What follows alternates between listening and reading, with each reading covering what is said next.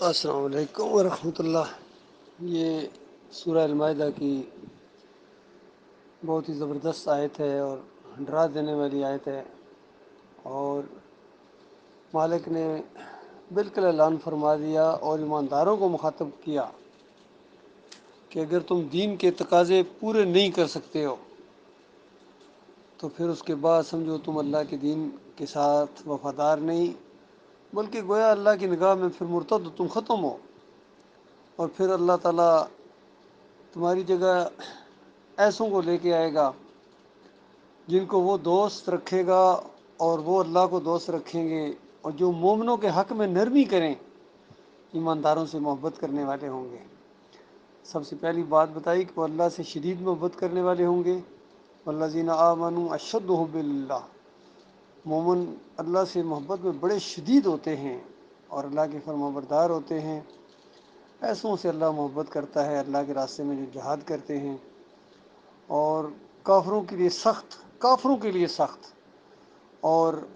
مومنوں کے لیے نرم ہوتے ہیں۔ تو اللہ تعالیٰ ایسوں کو لے کے آئے گا، اور پھر جب جہاد کریں گے اللہ کے راستے میں تو ظاہری بات رکاوٹیں بھی آئیں گی، لوگ آئیں گے راستے میں، جاہل الجھیں گے، مفتی صاحب، مولوی صاحب، یا جو بھی ہو، جس لیول کا بھی جاہل ہو وہ الجھے گا، منافقین الجھیں گے، مرتدین الجھیں گے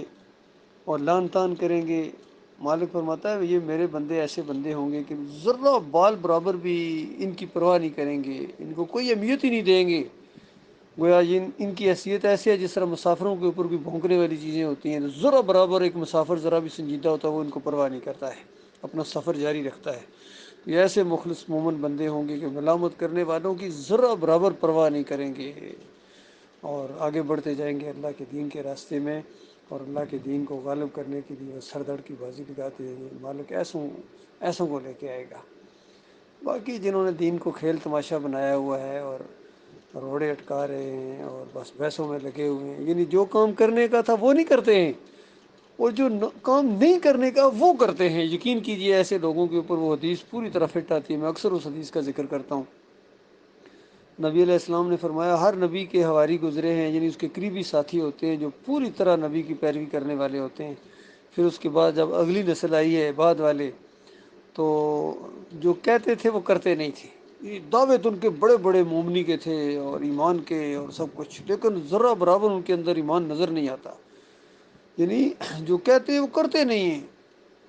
یعنی جو کہتے ہیں وہ کرتے نہیں ہیں، اور کرتے کیا ہیں؟ جس کا حکم نہیں دیا گیا تھا، یعنی دوسرے معنوں میں کہ جو کرنے کا کام تھا وہ نہیں کرتے ہیں، اور جو نہ کرنے کا کام تھا وہ کرتے ہیں۔ مالک فرماتا ہے، مالک کے نبی فرماتے ہیں، یعنی کہ جو ایسے لوگوں سے ہاتھ سے جہاد کرے گا، یعنی طاقت کے ساتھ ان کو کچلے گا، وہ مومن ہے صحیح معنوں میں، اور جو ان کے خلاف زبان کھولے گا وہ مومن ہیں، اور جو ان کو دل سے برا جانے گا ایسے بد کرداروں کو، تو وہ بھی اس کے ایمان کی نشانی ہے، اور جو ان کے ساتھ دوستیاں رکھے گا، ان سے ہمدردیاں رکھے گا، ان کے ساتھ پیار اور محبت کی پینگیں بڑھائے گا، اس کے اندر ایمان کی رمق تک باقی نہیں ہے۔ تو اصل میں یہی کچھ آج کل ہر طرف ہو رہا ہے، ایمان بالکل بہت ہی کم ہیں جو مخلص مومن ہیں، اور ان مومنوں کے اندر بھی ایسے منافق گزرے ہوئے ہیں، ایسے جاسوس گزرے ہوئے ہیں، یہ شیطان کے ایجنٹ کہ اندروں اندر جڑیں کھوکھلی کرتے ہیں۔ اندر سے آیا ہے، اسلام کو ہمیشہ اندر سے مار پڑی ہے، یہ کبھی بیرونی طور پر نہیں دبایا جا سکتا ہے، اندر سے آتے ہیں۔ اسی وجہ سے جو نشاندہی کی گئی ہے ایمان خالص کے ذریعے، ان کتابوں کے اوپر ٹائٹل کے اوپر لکھ دیا گیا گھر کے چراغ، یعنی اس گھر کو آگ لگ گئی گھر کے چراغ سے، اپنوں نے مارا ہے، اور دوسری کتاب کے اوپر لکھا گیا ہر چے کرداں آشنا کرد، کہ جو کچھ کیا ہے اپنوں نے کیا ہے ہمارے ساتھ۔ تو یہ معاملہ ہے اللہ کے بندوں، اللہ تعالیٰ غور و فکر کرنے کی توفیق عطا فرمائے، اور مالک ہمیں اپنے مخلص اور چنیدہ بندوں میں شامل فرمائے۔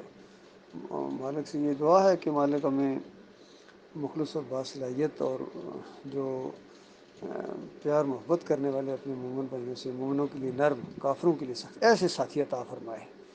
اللہ تعالیٰ ہمیں جمائے رکھے ایمان خالص کے اوپر۔